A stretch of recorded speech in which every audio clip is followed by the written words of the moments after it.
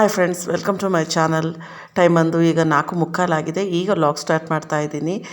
ಮನೆ ಹತ್ರ ಮೀನು ಮಾರ್ತಾ ಬಂದಿದ್ದರು. ಫ್ರೆಶ್ ಆಗಿ ಹಿಡ್ದಿದ್ದಂತೆ. ಈಗ ಮಳೆ ಬರ್ತಾ ಇದೆ ಅಲ್ವಾ, ಹೊಳೆಯಲ್ಲೆಲ್ಲ ಮೀನು ಸಿಗುತ್ತೆ. ಹಾಗಾಗಿ ಬಲೆ ಹಾಕ್ಬಿಟ್ಟು ಮೀನು ಹಿಡ್ದಿದ್ವು ಅಂತ ಹೇಳಿ ಇಲ್ಲೇ ನಮ್ಮ ಪಕ್ಕದ ಊರವರು ಮಾರ್ತಾ ಬಂದಿದ್ದರು. 1 ಕೆ ಜಿ ಪ್ಯಾಕೆಟ್ ಮಾಡಿಕೊಂಡು ಅವರೇ ಕವರಿಗೆಲ್ಲ ಹಾಕ್ಬಿಟ್ಟು 1 ಕೆ ಜಿ ಮೀನನ್ನು ತೊಗೊಂಡು ಬಂದಿದ್ದರು. ಬಂದು ಕೇಳಿದ್ರು, ಫಿಶ್ ತೊಗೊತೀರಾ ಅಂತೇಳಿ. ನಾನು ಒಬ್ಬಳೇ ಇದ್ದರೆ ನಾನು ಮೀನು ತಗೊಳ್ಳೋಕೆ ಹೋಗೋದಿಲ್ಲ, ಬೇಡ ಅಂತೇಳಿ ಹೇಳ್ಬಿಡ್ತಿದ್ದೆ. ಯಾಕಂದರೆ ನನಗೆ ಕ್ಲೀನ್ ಮಾಡೋಕ್ಕೆಲ್ಲ ಬರೋಲ್ಲ, ಮತ್ತು ಜಾಸ್ತಿ ಟೈಮೆಲ್ಲ ಇಟ್ವಿ ಅಂತೇಳಿ ಹೇಳಿದರೆ ಮೀನು ಹಾಳಾಗ್ಬಿಡುತ್ತಲ್ವ. ಹಾಗಾಗಿ ನಾನು ತಗೊಳ್ಳೋಕೆ ಹೋಗೋಲ್ಲ ಮೀನಿದ್ರೆ. ಮನೆಯವರು ಬಂದಿದ್ದರು ಆಫೀಸಿಂದ ಬೇಗನೆ ಇವತ್ತು. ಒಂದು 3:30-4 ಗಂಟೆ ಅಷ್ಟೊತ್ತಿಗೆ ಬಂದಿದ್ದರು. ಬಂದು ಮನೆಯಲ್ಲೇ ಊಟ ಮಾಡಿಬಿಟ್ಟು ಅವಾಗಿನ್ನೂ ಒಂದು ಸ್ವಲ್ಪ ಹೊತ್ತು ಕೂತಿದ್ರು. ಹಾಗೆ ಅಷ್ಟೊತ್ತಿಗೆ ಮೀನು ಬಂತಲ್ವ, ಫ್ರೆಶ್ ಆಗಿದೆ ತಗೊಳ್ಳೋಣ ಅಂತೇಳಿ ಹೇಳಿದ್ರು. ಸರಿ ಅಂತ ಹೇಳ್ಬಿಟ್ಟು, ಹೆಂಗೂ ಕ್ಲೀನ್ ಮಾಡಿಕೊಡ್ತಾರೆ ಮನೆಯವರಿದ್ದರೆ ಅಂತ ಹೇಳ್ಬಿಟ್ಟು ನಾನು ತಗೊಳ್ಳೋಣ ಅಂತ ಹೇಳಿದೆ. ತುಂಬ ಟೈಮ್ ಆಗಿತ್ತು ನಮ್ಮ ಮನೇಲಿ ಫಿಶ್ ಸಾಂಬಾರು, ಫಿಶ್ ಫ್ರೈ ಇದೆಲ್ಲ ಮಾಡ್ದೇಲೆ. ಯಾವಾಗಲೂ ಈ ಸುಮಾರು ದಿನದ ಕೆಳಗಡೆ ಮಾನ್ಯ ಬಾಂಗ್ಡಾ ಮೀನು ಫ್ರೈ ತಿನ್ನಂಗೆ ಆಗ್ತಿದೆ ಅಂತ ಹೇಳಿ ಮಾಡಿಸ್ಕೊಂಡು ತಿಂತಿದ್ಲು. ಅದು ಒಂದು 6-7 ತಿಂಗಳೇ ಆಗೋಯ್ತೇನೋ ಫಿಶ್ ಸಾಂಬಾರೇ ಮಾಡಿಲ್ಲ. ಯಾವತ್ತೋ ನಮ್ಮ ಅಣ್ಣ ತಂದು ಕೊಟ್ಟಿದ್ದ ಫಿಶ್ ಸಾಂಬಾರು ಮನೆಯಿಂದ. ಅದನ್ನು ತಿಂದಾಗಲೇ ಒಂದು 4-5 ತಿಂಗಳು ಮೇಲೆ ಆಯಿತು ಅಂತ ಕಾಣುತ್ತೆ. ತುಂಬ ದಿನ ಆಗಿತ್ತು. ನನಗೂ ಬೆಳಗ್ಗೆಯಿಂದ ಅನ್ನಿಸ್ತಾ ಇತ್ತು, ಬೆಳಗ್ಗೆ ಏನಕ್ಕಂತ ಗೊತ್ತಿಲ್ಲ, ಇದ್ದಕ್ಕಿದ್ದಂಗೆ ನನಗೂ ಕೂಡ ಅನ್ನಿಸ್ತು ಅಂತ. ಫಿಶ್ ತಿಂದೆಲೆ ತುಂಬ ದಿನ ಆಯಿತು. ಇನ್ನೇನು ಇದೊಂದು ಆಷಾಢ 1 ತಿಂಗಳು, ಆಮೇಲೆ ಶ್ರಾವಣ ಸ್ಟಾರ್ಟ್ ಆಗಿಬಿಡುತ್ತೆ. ಆ ಟೈಮಲ್ಲೇ ಫಿಶ್ ಜಾಸ್ತಿ ಸಿಗೋವಂಥದ್ದು, ಶ್ರಾವಣದ ಟೈಮಲ್ಲೇ. ಅದೇನಂತ ಗೊತ್ತಿಲ್ಲ. ಹಂಗಂತ ಯೋಚನೆ ಮಾಡ್ತಾ ಇರೋ ಅಷ್ಟೊತ್ತಿಗೆ ಅವ್ರು ಫಿಶ್ ತೊಗೊಂಡು ಬಂದರು ಸಂಜೆ ಅಷ್ಟೊತ್ತಿಗೆ. ಸರಿ ಅಂತ ಹೇಳ್ಬಿಟ್ಟು ಫಿಶ್ ತೊಗೊಂಡ್ರು ಮನೆಯವರು. ಕ್ಲೀನ್ ಮಾಡಿಕೊಡ್ತೀನಿ ಅಂತ ಹೇಳ್ಬಿಟ್ಟು ಕ್ಲೀನ್ ಮಾಡ್ತಾಯಿದ್ವಿ. ಅಷ್ಟರಲ್ಲಿ ಮಾನ್ಯ ಕೂಡ ಬಂದಳು ಸ್ಕೂಲಿಂದ. ಈಗ ಕ್ಲೀನ್ ಬಂದಿದ್ದಾಯಿತು ಫ್ರೆಂಡ್ಸ್. 4:45 ಶುರು ಆಗಿದ್ದು, 6:15ವರೆಗೂ ಕ್ಲೀನ್ ಮಾಡಿದ್ದೇ ಆಯಿತು. ಸಣ್ಣ ಮೀನಲ್ವಾ, ಕ್ಲೀನ್ ಮಾಡಿದ್ದು ಲೇಟ್ ಆಯಿತು. ಚಿಕ್ಕ ಮೀನೇ ಆದರೂ ಸ್ವಲ್ಪ ಮೊಟ್ಟೆ ಕೂಡ ಸಿಕ್ಕಿದೆ. ಸ್ವಲ್ಪ ಸಣ್ಣ ಮೀನೆಲ್ಲ ಫ್ರೈ ಮಾಡ್ಕೊಳ್ಳೋಣ, ಇದು ಸಾರು ಮಾಡಿದ್ರೆ ಆಗುತ್ತೆ ಮೀನು ಸಾರು ಅಂತೇಳಿ ಇದೆಲ್ಲ ಸಪ್ರೇಟ್ ಎತ್ತಿಟ್ಕೊಂಡಿದ್ದೀನಿ. ಹಾಗೆ ಹಾಲು ಕೂಡ ಕಾಯಕ್ಕೆ ಇಟ್ಕೊಂಡಿದ್ದೀನಿ. ಇನ್ನು ಪಾತ್ರೆಗಳೆಲ್ಲ ತೊಳೆದಿಲ್ಲ, ಪಾತ್ರೆ ಎಲ್ಲ ತಗೊಂಡೋಗಿ ಹೊರಗೆ ಹಾಕಿದ್ದೀನಿ. ಇಷ್ಟೊತ್ತವರೆಗೂ ಬರೀ ಮೀನು ಕ್ಲೀನ್ ಮಾಡೋದೇ ಆಯಿತು. ಈಗ ಫಸ್ಟು ಮೀನು ಸಾರು ರೆಡಿ ಮಾಡಿಕೊಂಡು ಆಮೇಲೆ ಪಾತ್ರೆ ತೊಳೆಯೋಣ ಅಂತ. ಮಾನ್ಯನೂ ಮೀನು ಥರದ್ದೇ ಬಟ್ಟೆ ಹಾಕೊಂಡಿದ್ದಾಳೆ ನೋಡಿ ಫ್ರೆಂಡ್ಸ್. ಫಿಶ್ ಥರದ್ದೇ ಬಟ್ಟೆ, ಕರೆಕ್ಟ್. ಫಿಶ್ ಸಾಂಬಾರಿಗೆ ಫಿಶ್ ಥರದ್ದೇ ಬಟ್ಟೆ ಹಾಕ್ಕೊಂಡಿದ್ದಾಳೆ ಮಾನ್ಯ. ಏನೋ ಫ್ರೈ ಮಾಡಲಾ, ಸಾರು ಮಾಡಲಾ? ಏನು ಮಾಮೂಲಿ ಸಾರು ಮಾಡಲಾ, ಎಲ್ಲ ಹೂವು ಮಾಡ್ತಿತ್ತಲ್ಲ ಆ ಥರ ಬತ್ಸ್ಲಾ? ಅದೇ ಇದು ಮಾಡಿ ಸಪ್ರೇಟ್ ಸಾರೇ ಬೇರೆ, ಫಿಶ್ಶೇ ಬೇರೆ. ಅದೇ ಫ್ರೈನು ಮಾಡ್ತೀನಲ್ಲ, ಮಾಡಲ್ಲ ನಾನು. ಮುದ್ದೆ ಊಟ ಮಾಡೋಕ್ಕೆ ಸರಿಯಾಗಲ್ಲ, ತಿನ್ನಲಿಲ್ಲ ಅಂದರೂ ಅಷ್ಟೇ. ಬೇಡ ಬಿಡು, ನೀನು ತಿನ್ನಲಿಲ್ಲ ಅಂದರೆ ಯಾರಿಗೇನು ಇಲ್ಲಿ ಉಪವಾಸ ಇರ್ತಾರಂತ ಮಾಡಿದ್ಯಾ ನೀನು? ತಿನ್ನಲಿಲ್ಲ ಅಂತ ಬೇಡ ಬಿಡು. ತಿಳಿ ಸಾರು ಎಲ್ಲ ಐತಲ್ಲಿ, ತುಪ್ಪ ಅನ್ನ. ನಮ್ಮ ಅತ್ತೆ ಮಾಡ್ತಾಯಿದ್ರು ಸಾರು. ಮೀನು ಸಾರನ್ನು ಬಸ್ದುಬಿಟ್ಟು ಮಾಡೋರು. ಆ ಸಾರೇ ಬೇರೆ, ಫಿಶ್ಶೇ ಬೇರೆ ಆ ಥರ. ಅದಕ್ಕೆ ಮತ್ತೆ ಖಾರ ರುಬ್ಕೊಂಡಿರೋದನ್ನೇ ಹಾಕಿಬಿಟ್ಟು ಕೆಂಡದ ಮೇಲೆ ಇಟ್ಟು ಎಲ್ಲ ಅದನ್ನು ಬತ್ಸೋದು ಅಂತೇಳಿ ಹೇಳ್ತಾರೆ, ಆ ಥರ ಸಾರು. ಅದಕ್ಕೆ ಅದನ್ನು ಮಾಡಲಾ ಅಂತ ಕೇಳಿದೆ ಮಾನ್ಯಂಗೆ. ಹ್ಞೂ ಅಂತೇಳಿ ಹೇಳ್ತಾಯಿದ್ಲು.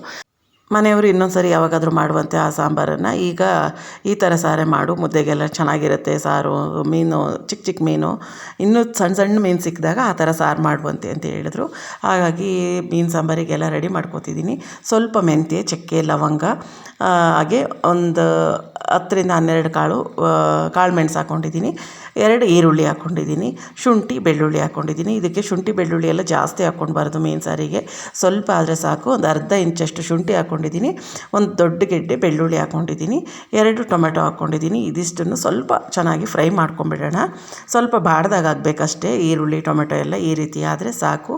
ಈಗ ಇದ್ರ ಜೊತೆಗೆ ಸ್ವಲ್ಪ ಅರಿಶಿನ ಪುಡಿ ಸೇರಿಸ್ಕೊಳ್ಳೋಣ. ಮೀನು ಸಾರು ಒಬ್ಬೊಬ್ಬರು ಒಂದೊಂದು ಥರ ಮಾಡ್ತಾರೆ. ನಮ್ಮ ಮನೆಯಲ್ಲಿ ಈ ರೀತಿ ಹುರಿದ್ಬಿಟ್ಟು ಮಾಡ್ತೀವಿ. ಹಾಗೆ ಹಸಿ ಈರುಳ್ಳಿ ಎಲ್ಲ ಹಾಕ್ಬಿಟ್ಟು ಟೊಮೆಟೊ ಹಾಕ್ದೆಲೇ ಮಾಡ್ತೀವಿ. ಆ ಥರನೂ ಮೀನು ಸಾರು ಮಾಡ್ತೀವಿ. ಈ ಥರ ಹುರಿದ್ಬಿಟ್ಟು ಮಾಡಿದ್ರೆ ಒಂಥರ ಟೇಸ್ಟ್ ಚೆನ್ನಾಗಿರುತ್ತೆ. ಹಾಗಾಗಿ ಮಸಾಲೆ ಎಲ್ಲ ಹುರಿದ್ಬಿಟ್ಟೆ ಮಾಡೋಣ ಅಂತ ಹೇಳ್ಬಿಟ್ಟು ಮಾಡ್ತಾಯಿದ್ದೀನಿ. ಸ್ವಲ್ಪ ಅರಶಿನ ಪುಡಿ, ಹಾಗೆ ಒಂದು ಸ್ವಲ್ಪ ತೆಂಗಿನಕಾಯಿ ಹಾಕ್ಕೊಂಡಿದ್ದೀನಿ. ಮೀನು ಸಾಂಬಾರಿಗೆ ತೆಂಗಿನಕಾಯಿ ಕೂಡ ಜಾಸ್ತಿ ಹಾಕಬಾರ್ದು. ತೆಂಗಿನಕಾಯಿ ಜಾಸ್ತಿ ಹಾಕ್ಬಿಟ್ರೆ ಒಂಥರ ಮೀನು ಸಾರು ಗಟ್ಟಿ ಆದಂಗೆ ಆಗುತ್ತೆ, ಅಷ್ಟು ಚೆನ್ನಾಗಿರಲ್ಲ. ಆದಷ್ಟು ಸ್ವಲ್ಪ ತೆಳುವಾಗಿದ್ರೇ ಮೀನು ಸಾರು ರುಚಿ ಚೆನ್ನಾಗಿರುತ್ತೆ. ಈಗ ಕಾಯಿ, ಅರಶಿನ ಪುಡಿ ಎಲ್ಲ ಹಾಕ್ಕೊಂಡು ಎಲ್ಲ ಫ್ರೈ ಮಾಡ್ಕೊಂಡು ಇದಾಗಿದೆ. ಈಗ ಸ್ಟವ್ ಫ್ಲೇಮ್ ಆಫ್ ಮಾಡಿಕೊಂಡು ಇದಕ್ಕೆ ಹುಳಿ ಸಾರು ಪುಡಿ ಹಾಗೆ ಸ್ವಲ್ಪ ಮಟನ್ ಸಾಂಬಾರು ಪುಡಿ ಎರಡನ್ನೂ ಸೇರಿಸ್ಕೊಳ್ಳೋಣ. ಹುಳಿ ಸಾರು ಪುಡಿ ಅರ್ಧ, ಮಟನ್ ಸಾಂಬಾರು ಪುಡಿ ಅರ್ಧ ಸೇರಿಸ್ಕೊತಿದ್ದೀನಿ. ಮಟನ್ ಸಾಂಬಾರು ಪುಡಿ ಇಲ್ಲ ಅಂತ ಹೇಳಿದ್ರು ಬರೀ ಹುಳಿ ಸಾರು ಪುಡಿ ಹಾಕ್ಕೊಂಡು ಮಾಡಿಕೊಂಡ್ರು ಫಿಶ್ ಸಾಂಬಾರು ಚೆನ್ನಾಗೇ ಆಗುತ್ತೆ. ಈಗ ಏನು ಮಸಾಲೆ ಎಲ್ಲ ಹುರಿದಿಟ್ಕೊಂಡ್ವಿ ಅದು ಸ್ವಲ್ಪ ತಣ್ಣಗಾಗಲಿ. ಅಷ್ಟರಲ್ಲಿ ಸ್ವಲ್ಪ ಹುಣಸೆಹಣ್ಣು ಕೂಡ ನೆನೆಸಿಟ್ಕೊಂಡಿದ್ದೀನಿ. ಮೀನು ಸಾಂಬಾರಿಗೆ ಹುಣಸೆಹಣ್ಣು ಬೇಕೇ ಬೇಕಲ್ವ, ಹಾಗಾಗಿ ಫಸ್ಟೇ ನೆನೆಸಿಟ್ಕೊಂಡಿದ್ದೀನಿ. ಇದು ಸಾಂಬಾರಿಗೆ ಒಗ್ಗರಣೆಗೆ ಅಂತೇಳ್ಬಿಟ್ಟು ಈರುಳ್ಳಿ ಎಲ್ಲ ಹೆಚ್ಚಿಬಿಟ್ಟು ರೆಡಿ ಮಾಡಿ ಇಟ್ಕೊಂಡಿದ್ದೀನಿ. ಹಾಲು ಕೂಡ ಕಾಯಿಸಿಟ್ಕೊಂಡಿದ್ದೆ. ಮನೆಯವರು ಸ್ವಲ್ಪ ಕಾಫಿ ಮಾಡಿಕೊಡು ಅಂತ ಹೇಳಿದರು, ಹಾಗಾಗಿ ಅವ್ರಿಗೆ ಕಾಫಿ ಮಾಡಿಕೊಟ್ಬಿಟ್ಟು ಮೀನು ಸಾರಿಗೆ ಎಲ್ಲ ರೆಡಿ ಮಾಡ್ಕೊತಿದ್ದೀನಿ. ಈಗ ಒಂದು ಪಾತ್ರೆ ಇಟ್ಕೊಂಡು ಸ್ವಲ್ಪ ಎಣ್ಣೆ ಸೇರಿಸ್ಕೊತಾ ಇದ್ದೀನಿ. ಎಣ್ಣೆ ಬಿಸಿ ಆದ ನಂತರ ಈರುಳ್ಳಿ ಎಲ್ಲ ಅದಕ್ಕೆ ಸೇರಿಸ್ಕೊಂಡು, ಈರುಳ್ಳಿ ಏನು ಫುಲ್ಲು ಕೆಂಪಾಗೋವರೆಗೂ ಫ್ರೈ ಮಾಡ್ಕೊಬೇಕಂತ ಇಲ್ಲ, ಸ್ವಲ್ಪ ಕಲರ್ ಚೇಂಜ್ ಆದರೆ ಸಾಕು. ಈರುಳ್ಳಿ ಎಲ್ಲ ಫ್ರೈ ಆಗ್ತಾ ಇರಲಿ. ಸ್ಟವನ್ನು ಲೋ ಫ್ಲೇಮ್ ಮಾಡಿಟ್ಬಿಟ್ಟು ನಾನೇನಾಗಲೇ ಮಸಾಲೆ ಎಲ್ಲ ಹುರಿದಿಟ್ಕೊಂಡಿದ್ದೆ ಅದನ್ನೆಲ್ಲ ಗ್ರೈಂಡ್ ಮಾಡ್ಕೊಂಬಿಡ್ತೀನಿ. ಏನು ಹುರಿದಿಟ್ಟಿದ್ದೆ ಆ ಮಸಾಲೆನೆಲ್ಲ ಮಿಕ್ಸಿ ಜಾರಿಗೆ ಸೇರಿಸ್ಕೊಂಡು ಆ ಬಾಣಲಿ ಎಲ್ಲ ವಾಶ್ ಮಾಡಿಬಿಟ್ಟು ನೀರು ಕೂಡ ಸೇರಿಸ್ಕೊಂಡಿದ್ದೀನಿ. ಇದಕ್ಕೆ ಸ್ವಲ್ಪ ಹುಣಸೆಹಣ್ಣು ಸೇರಿಸ್ಕೊಂಡ್ಬಿಡೋಣ.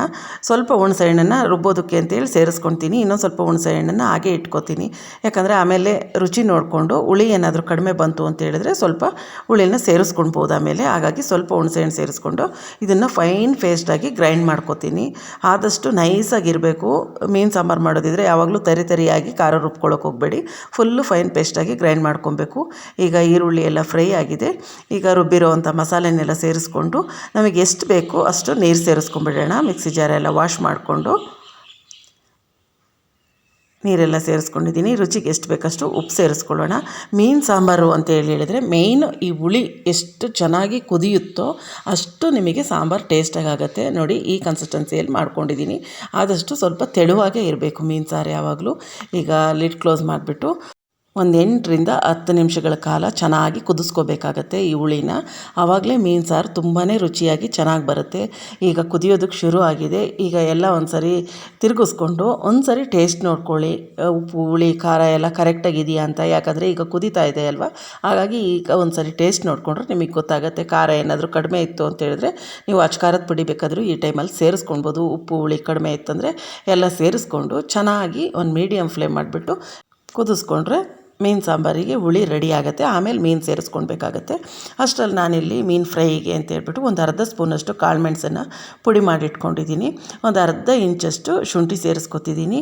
ಹಾಗೆ 1 ಗೆಡ್ಡೆ ಬೆಳ್ಳುಳ್ಳಿ, 1 ಸ್ಪೂನಷ್ಟು ಗರಂ ಮಸಾಲ ಸೇರಿಸ್ಕೊತಿದ್ದೀನಿ. ಖಾರಕ್ಕೆ ಎಷ್ಟು ಬೇಕಷ್ಟು ಅಚ್ಕಾರದ ಪುಡಿ ಸೇರಿಸ್ಕೊತಾ ಇದ್ದೀನಿ. ಹಾಗೆ ಧನಿಯಾ ಪುಡಿ ಕೂಡ ಸೇರಿಸ್ಕೊತಾ ಇದ್ದೀನಿ. ಈ ರೀತಿ ಫಿಶ್ ಫ್ರೈ ಮಾಡಿಕೊಂಡ್ರೆ ತುಂಬಾ ಟೇಸ್ಟಿಯಾಗಿ ಚೆನ್ನಾಗಿರುತ್ತೆ. ಇದರ ಜೊತೆಗೆ ಸ್ವಲ್ಪ ಅರಿಶಿನ ಪುಡಿ ಸೇರಿಸ್ಕೊಳ್ಳೋಣ. ಹಾಗೆ ರುಚಿಗೆ ಎಷ್ಟು ಬೇಕಷ್ಟು ಉಪ್ಪು ಸೇರಿಸ್ಕೊತಾ ಇದ್ದೀನಿ.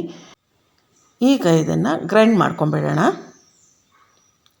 ನೋಡ್ತಾ ಇದ್ದೀರಲ್ವ, ಈ ರೀತಿ ಆಗಿದೆ, ಪೇಸ್ಟ್ ರೀತಿ ಆಗಿದೆ.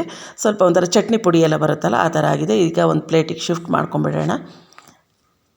ಇದಕ್ಕೆ ಈಗ ನಾನು 1 ನಿಂಬೆಹಣ್ಣಿನ ರಸನ ಹಿಂಡ್ಕೊತಾ ಇದ್ದೀನಿ. ನೀವು ನಿಂಬೆಹಣ್ಣಿಲ್ಲ ಅಂತ ಹೇಳಿದರೆ ಸ್ವಲ್ಪ ಹುಣಸೆ ರಸ ಕೂಡ ಸೇರಿಸ್ಕೊಬೋದು. ಹುಣಸೆ ರಸ ಇಲ್ಲ, ನಿಂಬೆಹಣ್ಣು ಇಲ್ಲ ಅಂತೇಳಿ ಹೇಳಿದ್ರೆ ಬೇಕಾದರೆ ಹಾಗೆ ಕೂಡ ಮಾಡ್ಕೊಳ್ಬೋದು. ಟೇಸ್ಟ್ ತುಂಬಾ ಚೆನ್ನಾಗಿರುತ್ತೆ. ಈಗ ನಿಂಬೆಹಣ್ಣೆಲ್ಲ ಹಾಕ್ಕೊಂಡು ಎಲ್ಲ ಮಿಕ್ಸ್ ಮಾಡಿಕೊಂಡು ಸ್ವಲ್ಪ ನೀರು ಸೇರಿಸ್ಕೊಂಡು ಕಲಿಸ್ಬಿಟ್ಟು ಇಟ್ಟಿದ್ದೀನಿ. ಹಾಗೆ ಈಗ ಸಾರು ಅಷ್ಟರಲ್ಲಿ ಚೆನ್ನಾಗಿ ಕುದ್ದು ರೆಡಿಯಾಗಿದೆ. ನೋಡ್ತಾ ಇರ್ಬೋದು, ನೊರೆ ಎಲ್ಲ ಕಡಿಮೆ ಆಗಿದೆ ಸಾರಿಂದು. ಈ ರೀತಿ ಆಗಬೇಕು. ಈ ಥರ ಆದರೆ ಮೀನು ಸಾರು ತುಂಬಾ ಟೇಸ್ಟಿಯಾಗಿ ಚೆನ್ನಾಗಾಗುತ್ತೆ. ಈಗ ಎಲ್ಲ ಮೀನನ್ನು ಸೇರಿಸ್ಕೊಂಡ್ಬಿಡೋಣ. ಮೀನೆಲ್ಲ ಹಾಕಿದ್ಮೇಲೆ ಯಾವುದೇ ರೀತಿ ಸೌಟೆಲ್ಲ ಹಾಕ್ಬಿಟ್ಟು ತಿರುಗಿಸೋದು, ತರಕಾರಿ ಸಾಂಬಾರೆಲ್ಲ ತಿರುಗಿಸ್ತೀವಲ್ವ ಆ ಥರ ಎಲ್ಲ ತಿರುಗಿಸ್ಕೊಳ್ಬಾರ್ದು. ಫಿಶ್ ಎಲ್ಲ ಸೇರಿಸ್ಕೊಂಡು ಒಂದು ಬಟ್ಟೆಯಲ್ಲಿ ಪಾತ್ರೆ ಇಟ್ಕೊಂಡು ಸ್ವಲ್ಪ ಶೇಕ್ ಮಾಡಿಬಿಟ್ರೆ ಸಾಕು. ಆ ಮೀನೆಲ್ಲ ಕ್ಲೀನಾಗಿ ಆ ಸಾರೊಳಗಡೆ ಎಲ್ಲ ಮುಳುಗೋದಂಗೆ ಆಗುತ್ತಲ್ವ. ಒಂದು 3-4 ನಿಮಿಷ ಬೇಯಿಸ್ಕೊಂಡ್ರೆ ಸೂಪರಾಗಿರೋ ಮೀನು ಸಾಂಬಾರು ರೆಡಿ ಆಗುತ್ತೆ.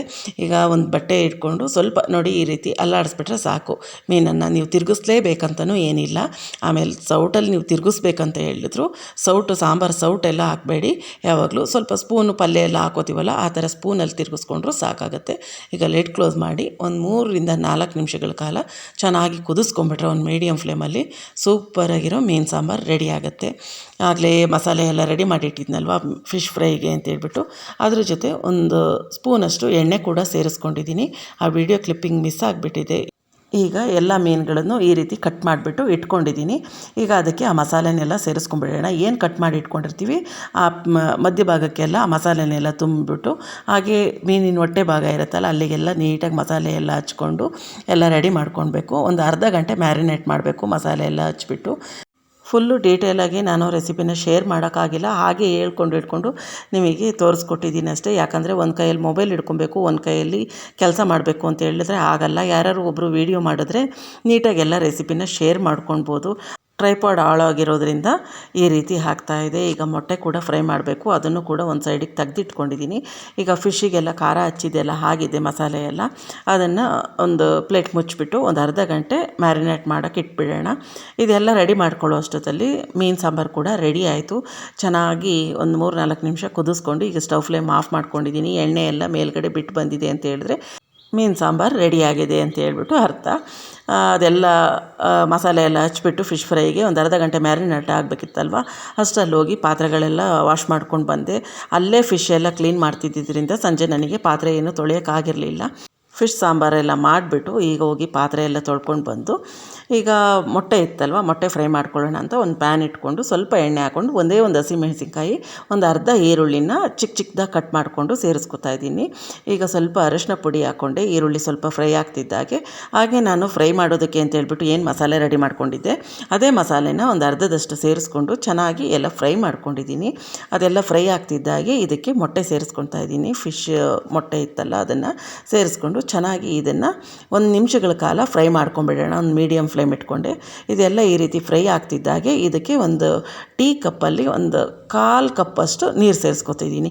ಈ ರೀತಿ ನೀರು ಹಾಕ್ಕೊಂಡ್ರೆ ಏನಾಗುತ್ತೆ, ಮೀನಿನ ಮೊಟ್ಟೆ ಚೆನ್ನಾಗಿ ರವೆ ಅರಳಿದಂಗೆ ಅರಳುತ್ತೆ, ಚೆನ್ನಾಗಿ ಆಗುತ್ತೆ ಉದುರುದ್ರಾಗಿ. ಉಪ್ಪಿಟ್ಟೆಲ್ಲ ಮಾಡ್ತೀವಲ್ವ, ರವೆ ಉಪ್ಪಿಟ್ಟು ಒಂದು ಸರಿ ಉದುರುದ್ರಾಗಿ ಆಗುತ್ತಲ್ಲ ಆ ರೀತಿ ಆಗುತ್ತೆ.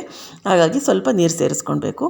ಹಾಗೆ ಸ್ವಲ್ಪ ಉಪ್ಪು ಹಾಕ್ಕೊಂಡಿದ್ದೀನಿ. ಯಾಕಂತ ಹೇಳಿದರೆ ನಾನು ಫಿಶ್ ಮಸಾಲ ಹಾಕ್ಕೊಂಡ್ನಲ್ಲ ಅದಕ್ಕೆ ಉಪ್ಪೆಲ್ಲ ಸೇರಿಸ್ಕೊಂಡಿದ್ದೆ. ಹಾಗಾಗಿ ಈರುಳ್ಳಿ ಈಗ ಹಸಿಮೆಣಸಿನ್ಕಾಯಿ ಎಕ್ಸ್ಟ್ರಾ ಅಂತ ಹಾಕಿರೋದಕ್ಕೆ ಮಾತ್ರ ಉಪ್ಪು ಸೇರಿಸ್ಕೊಂಡು ಸ್ಟವನ್ನು ಒಂದು ಮೀಡಿಯಮ್ ಲೋ ಫ್ಲೇಮಲ್ಲಿ ಇಟ್ಕೊಂಡು ಒಂದು 3-4 ನಿಮಿಷಗಳ ಕಾಲ ಕೈ ಬಿಡದೆಲೇ ಇರೋ ರೀತಿ ಈ ರೀತಿ ಕೈ ಆಡಿಸ್ಕೊಂಡು ಚೆನ್ನಾಗಿ ಫ್ರೈ ಮಾಡ್ಕೊಬೇಕು.